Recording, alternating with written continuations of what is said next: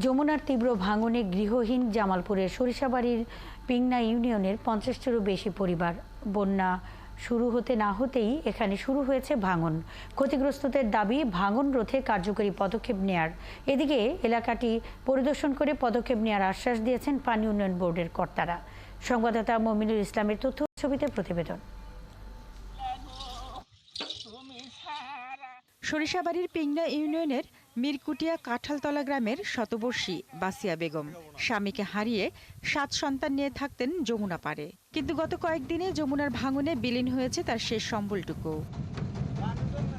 শুধু বাসিয়া বেগম নয়, গত কয়েকদিনের তীব্র ভাঙনে নদীতে ভেসে গেছে এলাকার অর্ধশতাধিক পরিবারের ঘরবাড়ি।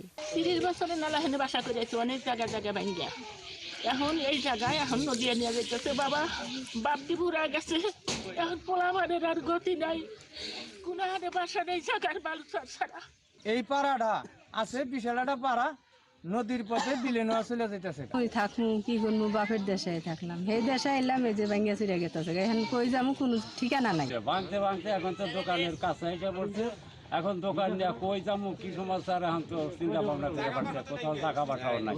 এছাড়াও ভাঙন ঝুঁকিতে রয়েছে দক্ষিণ নলসন্ধ্যা সরকারি প্রাথমিক বিদ্যালয়, মসজিদ, মাদ্রাসা সহ বিভিন্ন স্থাপনা। এই পাড়াটা সবাই গরিব দরিদ্র, জেলে মাছ মেরে খায়, কিন্তু কোনো সময় এগোর জন্য কোনো সরকারের থেকে নদীর মাঝখানে থাকে এই অবশিষ্ট গ্রামটার জন্য সরকার দূরত্ব জানি কাজকর্ম করে দেয়।